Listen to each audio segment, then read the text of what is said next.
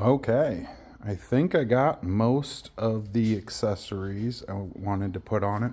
I kind of wanted to walk through everybody on how I did it because there is not a lot of videos out there for the mid-size 570s on installing accessories. I could not find a lot. I'm going to start off with the blinker kit. I got just a pre-wired blinker kit off of Amazon. Put the lights in left and right.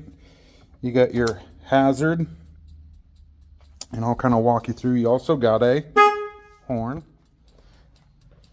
But now this blinker kit came with those little yellow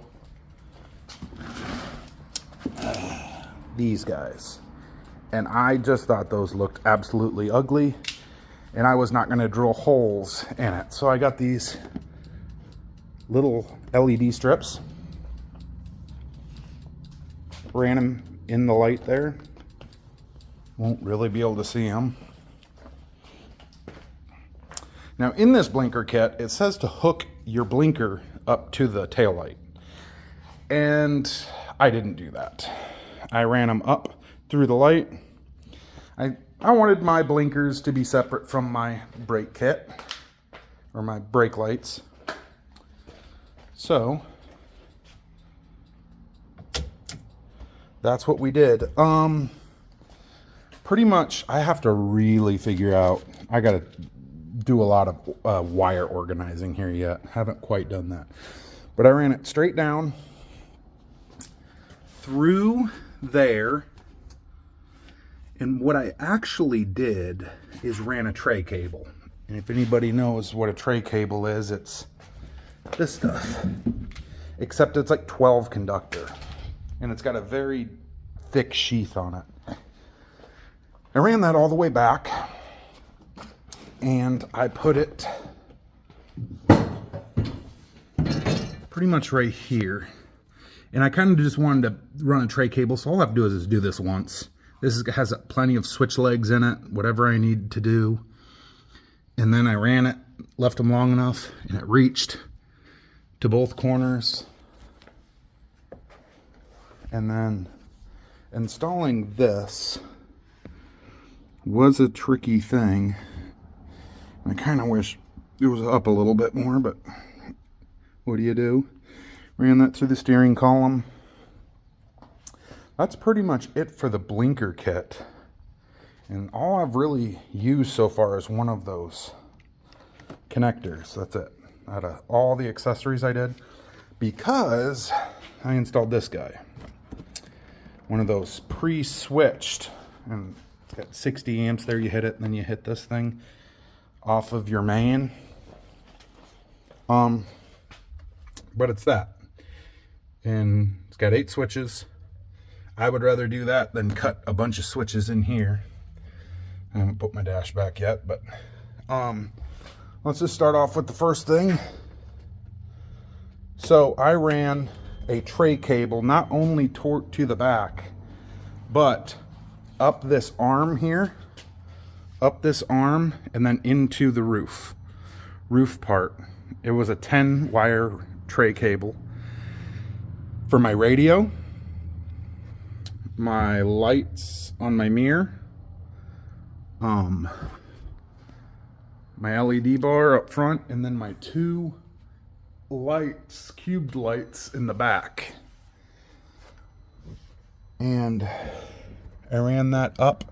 Oh, also a blinky light. Need to have a blinky light. So the first one,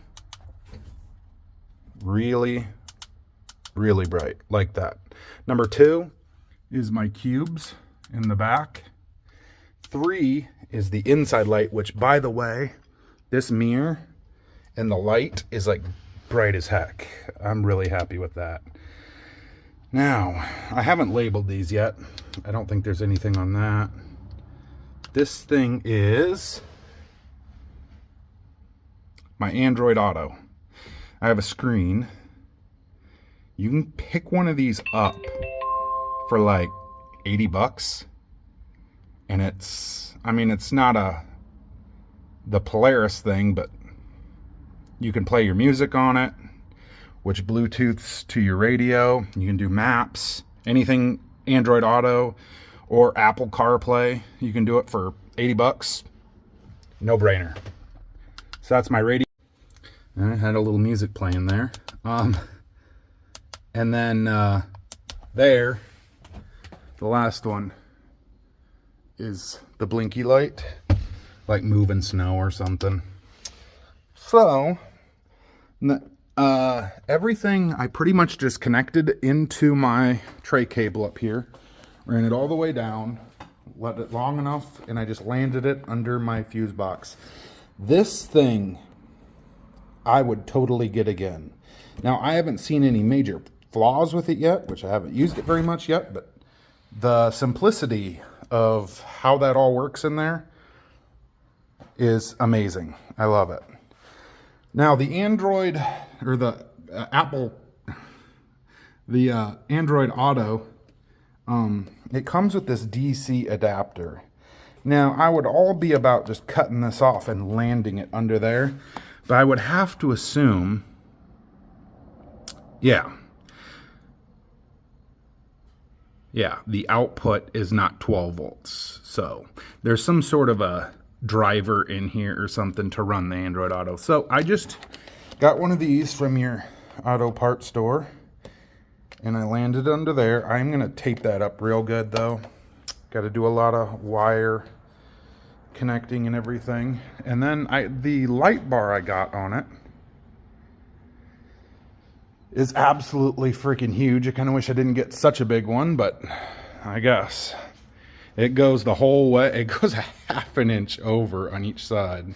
So that's pretty good sized one. But yeah, and I just put 2 of the screws in it. It says to use rivets. I didn't use rivets. I used self-tappers. I did use a piece of rubber in between there and put it down that way. That worked really good. It's solid as heck. I don't think it's gonna go anywhere. Trying to think. I did so much to this stinking thing. And then, so that pretty much covers everything in here. Then what I did in the back is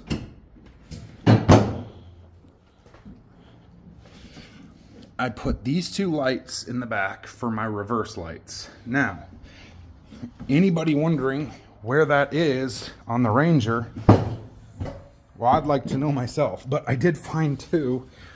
It's this one right back here. It goes to this little black cylinder. I don't know what it is, but this, every time you hit reverse, it comes on. So I tapped into that.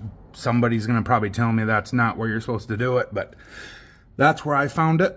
Tapped in, so every time I go in reverse, my 2 reverse lights come on. And then my running lights for my license plate holder, just tapped into my light here for the corner. And I ran everything up through here, through, and then down, because I did not want it to get in the way of my belt. Taking it on and off. My clutch, I should say.